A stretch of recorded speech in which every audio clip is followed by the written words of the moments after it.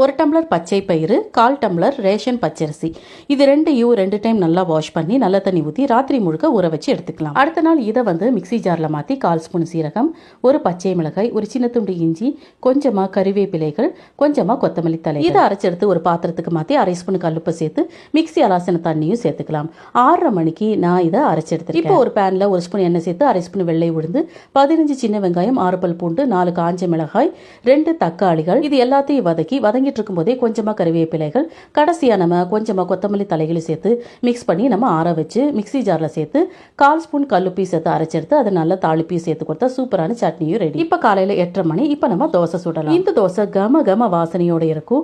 நம்ம உடம்புல நோய் எதிர்ப்பு சக்தி அதிகமாக்கி கெட்ட கொழுப்பையெல்லாம் கரைச்சிரும். வயிற்று புண்களை சரியாக்கும், புற்றுநோய் செல்கள் வராம தடுக்கும். நம்ம உடம்புல இரும்பு சத்தை அதிகமாக்கி ரத்த சோகை வராம தடுக்கும். ரொம்ப டேஸ்டான இந்த தோசைக்கு பூண்டு சட்னி, கார சட்னி, தக்காளி சட்னி பெஸ்ட் காம்பினேஷனா இருக்கும்.